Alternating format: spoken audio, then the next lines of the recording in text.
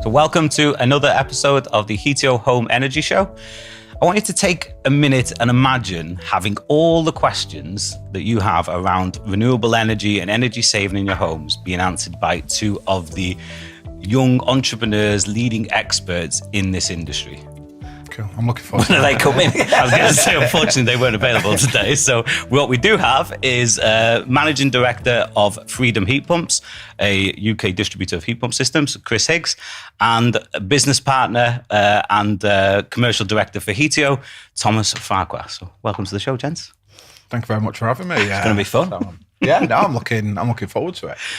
And you both started out in heat pumps at exactly the same time, pretty much, wasn't it? You both started out life at ICS heat pumps. No, I was definitely before. Yeah, you were about a year before, weren't you? I Yeah. think you were about a year before. Oh, yeah, quick shout out to Gary B. I was just said that before now. Oh, no, the god of heat pumps, Gary Broadbent. Yeah. Gary B saw something in me that very few other people did.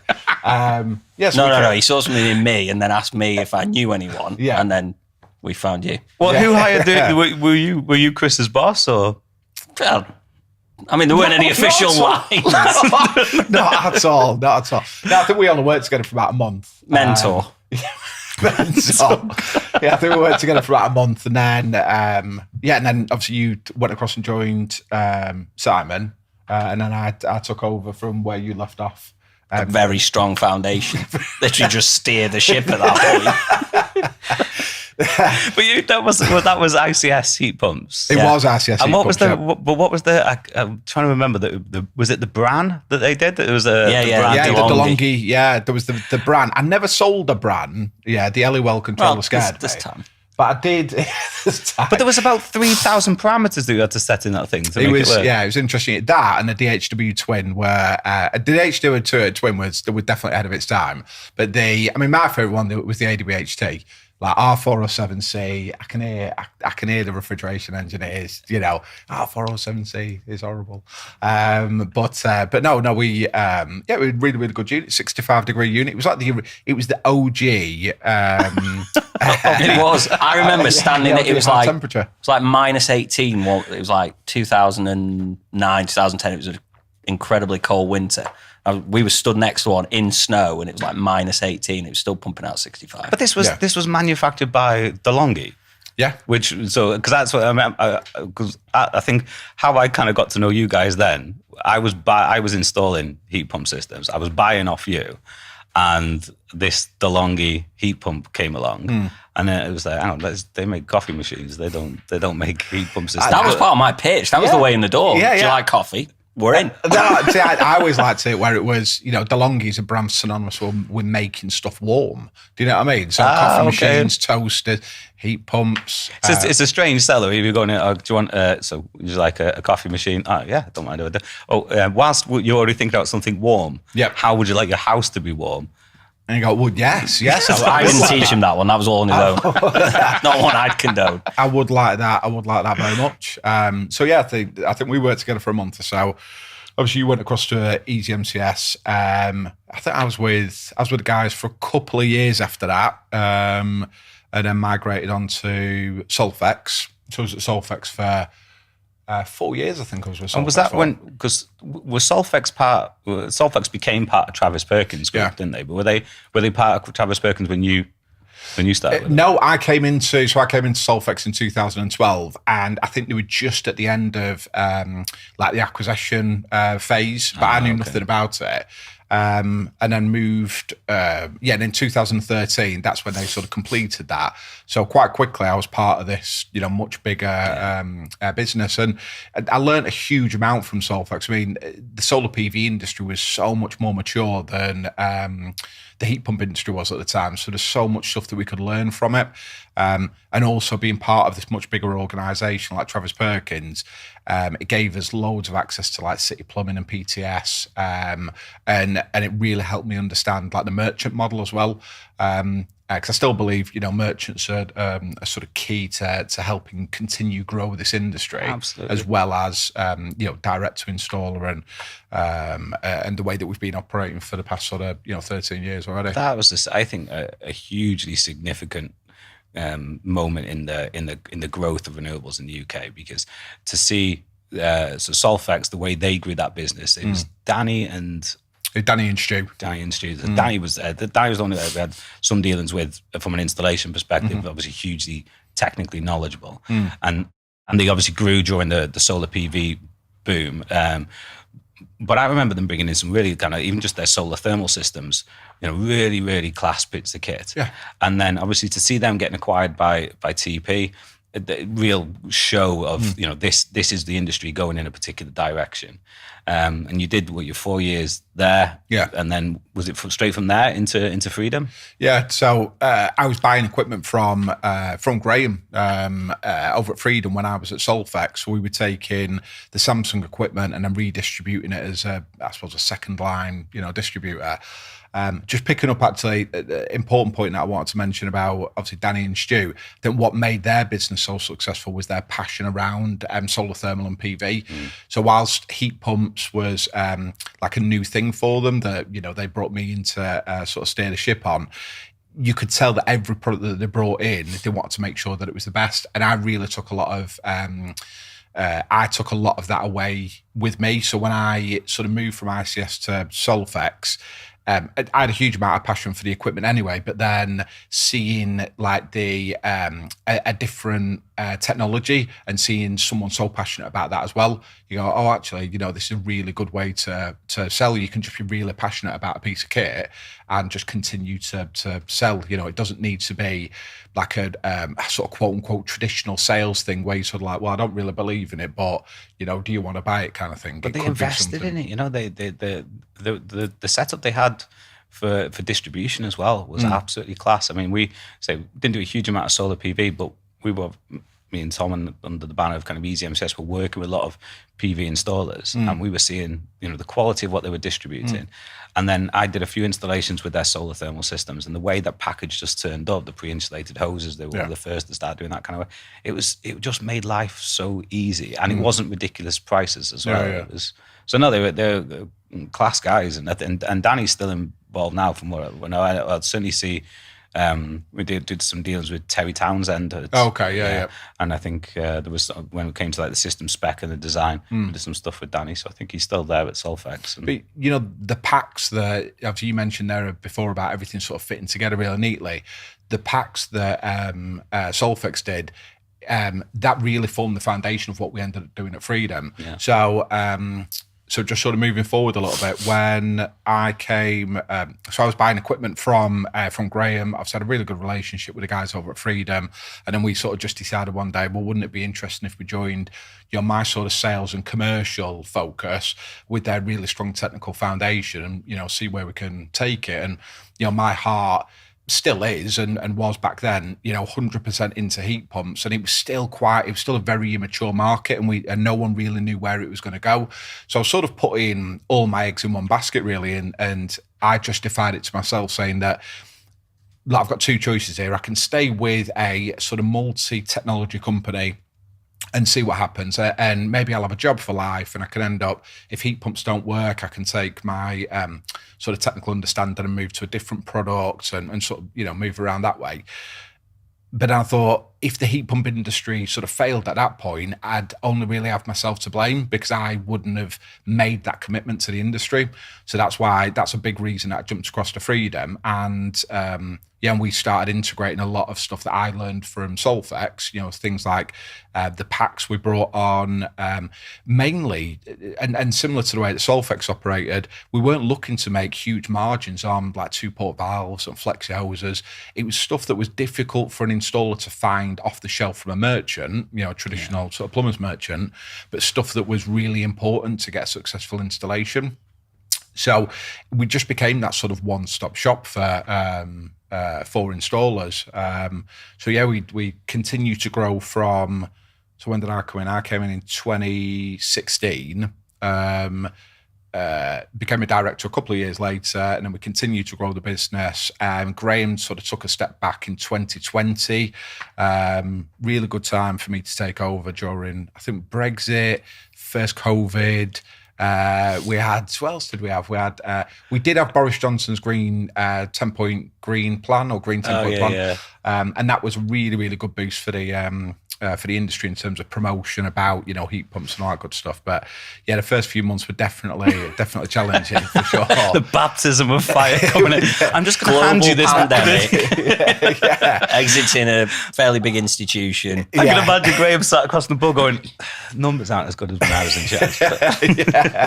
Pretty sure that's also when Donald Trump was elected. So it was when Donald Trump was elected. Quite a lot going on. Yeah, there was quite a lot going on. So, but it was, sort of took over as managing director. Graham sort of took a step back to technical director, and we just continued pushing the business forward. Double turnover in the first year, so back end of 2021. And then I think we were up 70% up again in back end of 2022. Do you think those are coincidences or because of what you did? I'd like to say there was a lot of moving parts that came together, but I think it's very difficult for me not to be humble and go. Well, no, it was all me. Look, exactly at the day that I took over, everything went amazing. But no, there was a lot of stuff that came together. There was a lot more focus on the industry, regardless of I'm not a particularly political person, but Boris Johnson loves a heat pump, and he was really pushing that. That sort of heat pump agenda and the green agenda, and that really promoted the industry and helped sort of supercharge it a bit towards the end of the renewable heat incentive. So coming into March last year, obviously the industry was crazy. It was just going, really, really on a sort of steep upward trajectory. Boiler upgrade scheme comes out, and it did feel like a bit of a reset. So as we come out of the RHI, obviously boiler upgrade scheme being a very different sort of funding mechanism to the RHI. So we're definitely up on where we were last year, but I think the boiler upgrade scheme really there was a much bigger dip than I think a lot of people within the industry expected. Yeah, I think that transition was pretty huge, and the whole audience changed in it. The architecture types of properties that were having heat pumps fitted, the types of audience that were going for them. So, it's definitely a journey from the days at ICS to manage and direct. Now, would I be right in saying in terms of heat pump distribution? Got to be one of the biggest, if not the biggest, heat pump distributor in the UK. I think possibly the biggest in the world. I think it's fair to say. Again, another coincidence. No, joking aside. It landed on your feet, didn't you? Just with a better heat pumps. We've always strived to be, and market intel is very difficult around this industry. We've only really got the MCS data dashboard to sort of compare ourselves against. We maintain a solid market share. But for us, growth is secondary to doing a good job. So for us, it's always the case of being the best heat pump distributor and doing as much as we possibly can do to make sure that installers are looked after. We've always taken that approach of almost being an extension to the installer's business. So things, they can just concentrate on installing, and we'll spec up the equipment, we'll do the heat loss calculations, all the kind of stuff that would mean that they'd have to do it in the evening, or they'd have to come off site to be able to do it. So a lot of our best relationships and longer standing customers have been a partnership between two companies, really. It's as huge, opposed to that's why I think and it was one of the reasons why we wanted to get you on today, and Tom as well. And I think the combined experience and those support services that have been developed over time to ultimately help installers get into the industry. So for you, Tom, I'm going to do it just as you're about to take a drink of water. It's all right. So Chris has talked about his rise and his journey. So from your days starting out at ICS selling heat pumps, I have a very particular memory of working with you. And I was on And I presume you're going to share it. And I presume it'll be embarrassing. No, actually, it isn't. And I think it's a sign of the times of how the industry's changed. So we were doing the installation company that I was working for at the time. We were doing an install for a DIY SOS project under it was one of their first big build projects. And during the commissioning and the setup of the heat pump system, there was we're not good. Yeah. So the lid was off the heat pump, and we were setting up all the controls and everything with it, and checking everything on it. But the lid was off the bran, and the fan was spinning. And one of the guys on site wanted to check how fast it was spinning by putting his finger inside. And this was they'd done an extension on this big build, and they just rendered the whole thing white. And those builds, they go up super quick anyway. So the render was still all wet. This guy's fingertip came off. Not only did we have blood all up the wall, but we'd obviously completely set the fan out on the heat pump, and it was going into fault. See, I'm not a ventilation engineer, as many people may not know. But I don't think that's a recognised way of testing fan speed.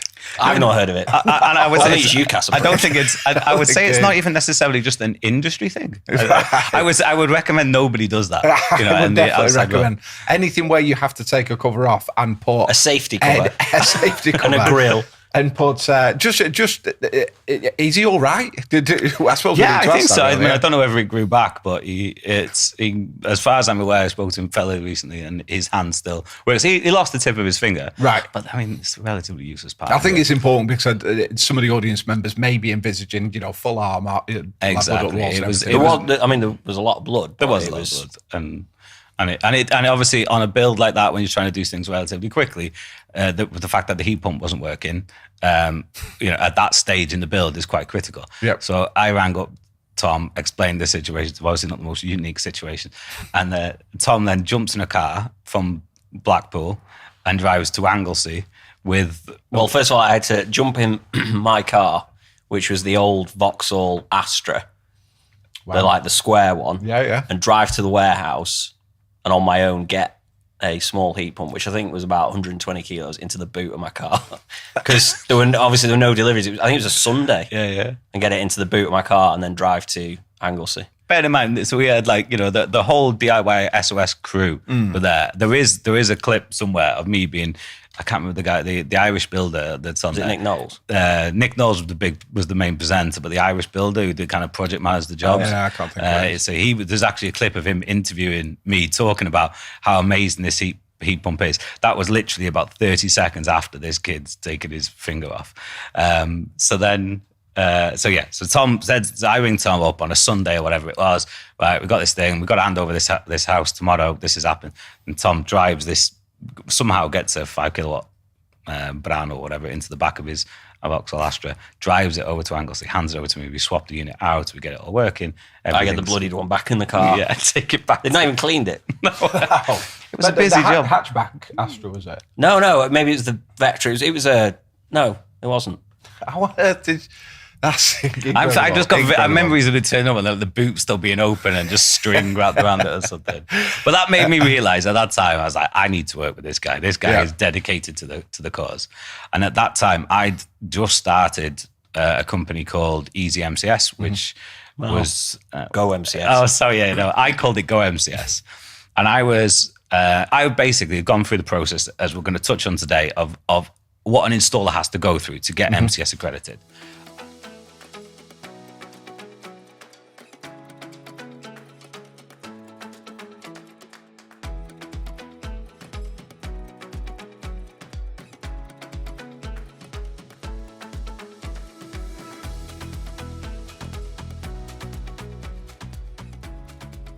And all the paperwork and the processes and everything you have to do around that. And it took me about 6 months to get through this journey. But I had this great big document, this folder of all this procedures and forms and everything that I had to go through. And I thought, well, I can make some money back on the 6 months I've just spent doing this by selling that to some of my friends down the pub who were looking to get into renewables. Tom came down and saw my website called Go MCS. And quickly told me suggested there was a better way of doing it.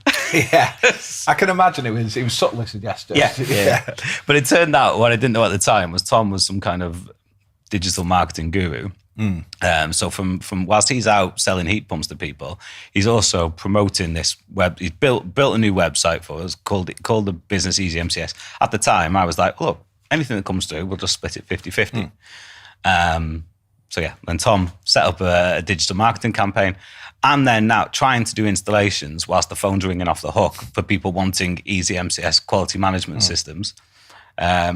My dad came on board to actually start then producing the management systems and doing all that side of things. And then, I eventually managed to tempt Tom away from Gary Broadbent and ICS. And so the rest is history. Yeah. Well, oh, sorry, you want to carry sorry, the whole thing is your journey. We can't just go, the rest is history. I don't remember a lot of tears on you leaving. Huh? I don't remember a lot of tears. I think you were off sick again. Again. Wow. So, So what was your journey then? From that day, from coming into... Remember you coming into Easy MCS and the first day you started there. So from there to now,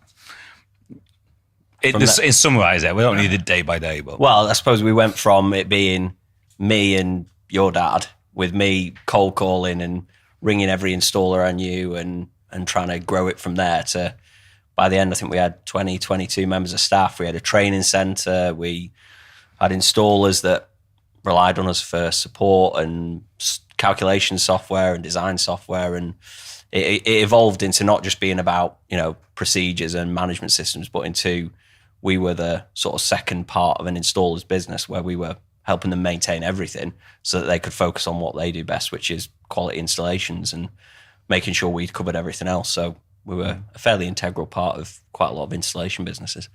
That was that, and that journey. That's an installer that was, or an organisation that decided that they wanted to get into the renewable energy industry. They hit the door and they start on that journey, and they get faced with all these requirements.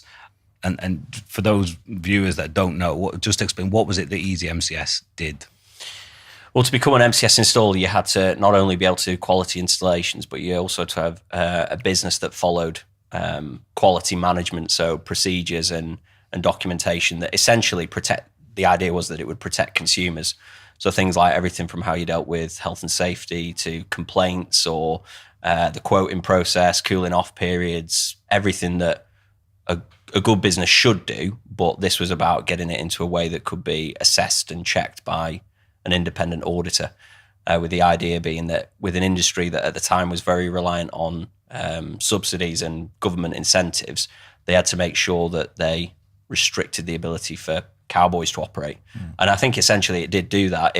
It meant that if you wanted to come in with the sole purpose of operating unscrupulously, there was a big disincentive to do that, because you had to go through these different hoops. You had to have processes in place. You had to have people coming in and checking on you. So it meant that installers that did want to do it were sense checked, and to my knowledge, there was very little of that sort of operation, i.e. people getting in for the wrong reasons because there were barriers in the way.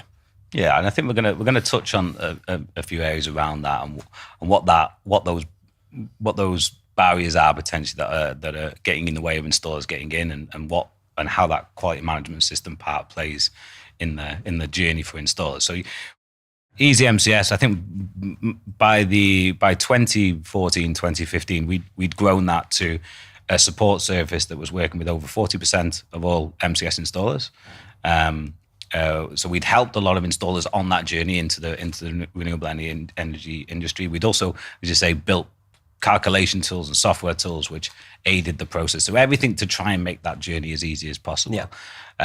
We actually we recognized that business had kind of grown probably far quicker and bigger than we had anticipated when we started out, and we looked for a strategic home for it to go on to, and that was found in what's known now as Evergreen Energy, and Easy MCS still operates today.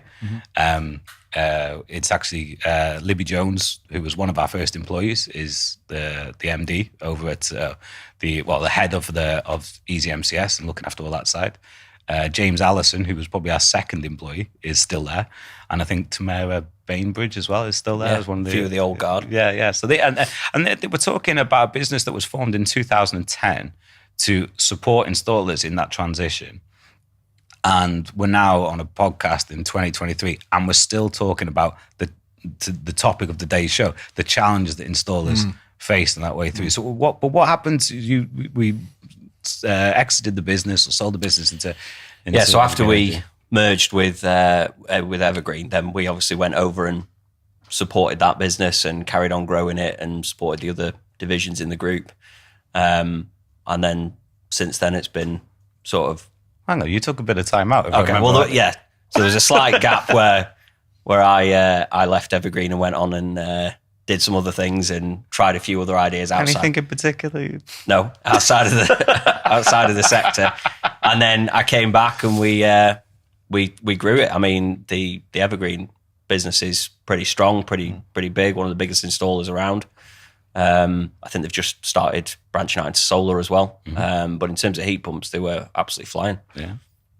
And then we fast forward to April 2022, and me and you decide to go back into business again under Heatio. Round two. Do you want to just talk a little bit around what Heatio is doing and how that can aid installers in the journey as well? I mean, I think the ultimate aim initially for Heatio was that we wanted to unlock some of the other barriers around deployment of renewables. Initially, we were focusing on heat pumps, but wider than that, removing the main things that were stopping consumers engaging. So things like capital cost. We wanted to look into innovative finance and how you could come up with new ways of allowing consumers to access the technology without capital cost being a barrier. But also the process for consumers finding out what technologies they wanted or needed, and where they could start on the energy saving journey. So at the moment, if you're an average homeowner and you want to save on your energy bills, the experience I've had is that is not a straightforward journey. You don't know necessarily where to turn and how to start that process. And if you do, it usually ends up with an EPC. And at the moment, I think 3/4, slightly more, 80% of EPCs are done for house moves. They're not done because people are knocking on the door saying, I want an energy assessment because I want to save energy. But EPCs are based on someone going into the house and doing a visual inspection. It's what they can see in front of them, no more. And what we wanted to do was take an approach that looked at what was actually going on in the house, what the homeowner was doing, and take a data-driven approach to getting towards what they needed to do to, we'll call it get to net zero, but to get to a point of the best possible point they could be at from a carbon point of view and energy savings, but taking it from what's actually happening in real life as opposed to what a surveyor says on an estimate. And in terms of the approach that we're taking to that, so the idea is to be able to develop a solution that monitors the home and its performance, a home energy management system itself. It will give the recommendations to the customers to the journey they need to go on, based on real life data, not necessarily the assumed data that you get from an EPC. And then as those customers make those improvements, some of them might be relatively low cost, or some of them could be high cost in via a PV installation or heat pump installation. Then we link into that, those innovative finance solutions. And it's been in the press quite recently around the Green Homes Finance Accelerator. So we actually, as Heatio, were involved in 2 consortiums under the Finance Accelerator. Do you want to touch on them a little bit? Yeah, definitely. I mean, we did. So we put 2 bids in with what was BAYS. I think they're now DESNES. Yeah. Is that what we're calling it? So under BAYS, we put 2 bids in. One was alongside E.ON, who we've worked with before, and that was to look at deploying energy as a service, which essentially is putting technologies into a home, so things like solar, batteries, heat pump, with the idea of the homeowner then enters into an agreement with you as the generator using the technology you fitted to reduce their energy bills significantly. So they lower their energy bills, but it's as a direct result of fitting technology. So you remove all the capital cost impact, fit all the technology, and the homeowner reduces the bills. So, and this is the energy as a service and heat as a service proposition. So this is you pay a fixed monthly fee, and for that you not only receive the benefits of the technologies, but you also get the savings as well. Yeah, exactly. So, and it's fully supported, looked after by an organisation like Heatio, where everything, the technology, the maintenance, the replacements over that 20-year period, everything is looked after for you. Yeah, and you just get the benefit of overall you saving every single month. That's the idea. So it's already been done in different countries around the world, but it's not yet been done in the UK. So that's the challenge we're trying to address with E.ON, is how we deploy energy as a service and how we get that into homes. But it's primarily for people that don't want to or can't make that capital investment. So if you've got the money to invest in solar panels, then the best course of action is to put the money into the solar panels and get all the benefits. But if you haven't, and this is a way of unlocking energy savings by us taking on the capital cost. And then the other bid is looking at a long-term green mortgage. So that's with an organisation called Perenna, who are a big bank. What we're looking at with them is driving homeowner uptake of a long-term mortgage that gives a green incentive. So the idea would be that based on the system we install, which makes recommendations, if you then take the recommendations that we've said, so say it recommends a heat pump and solar panels, and you then fit those, the incentive is that you'll get a reduction in the interest rate on your mortgage, which with the way mortgages are going at the moment is quite aptly timed. But the idea is, again, to give people a reason to install energy efficiency products and renewables over and above the obvious ones. It's another reason, i.e. take out a mortgage. If you do anything that we tell you to do that's going to save you energy, to save on your bills, we'll also discount your entire mortgage for you. So it's quite revolutionary.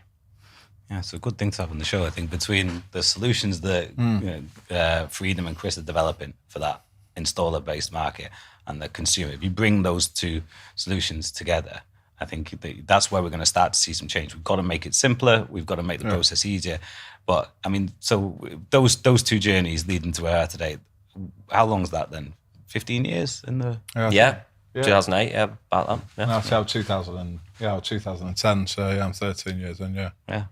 I think my lad was born a year before I got in, so yeah, he's like a heat pump baby. I think There were baby boomers and now there's heat pump babies.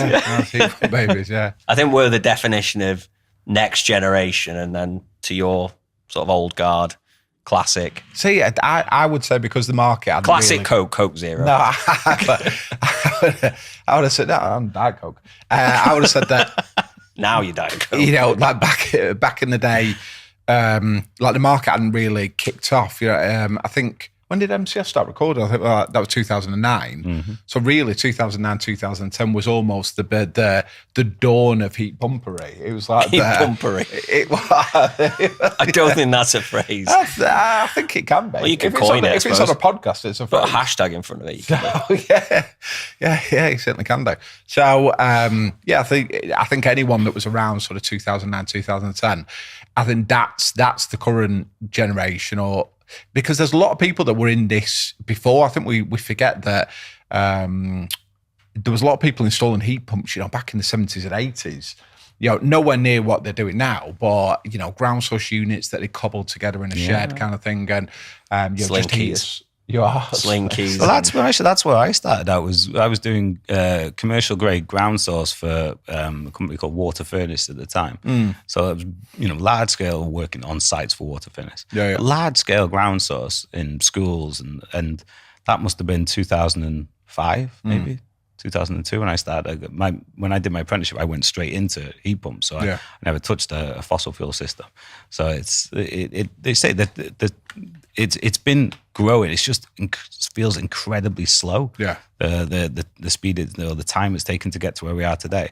But that's why I thought it was really important to get you guys on to the show, because I think to a lot of people, when they're hearing about whether it's heat pumps, solar, or just energy improvements in general, a lot of people think this is a new thing because we've got this energy crisis going on right now, and all of a sudden this industry has appeared. But actually, there's people like yourselves that have actually been there, building these foundations so that we can genuinely support it now and move forward with it. But it's only because now there's a reason.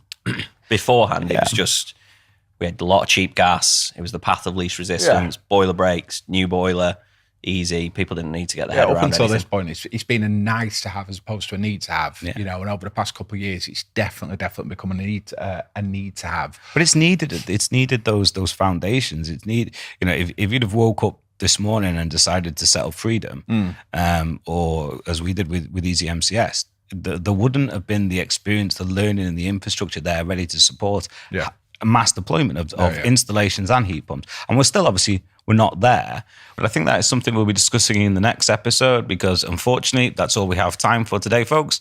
But before we go, we do have some exciting news to share. And back in April, we launched the Heatio Energy Challenge Group, which is a completely free to join community of consumers and experts that are on a renewable journey to become more sustainable.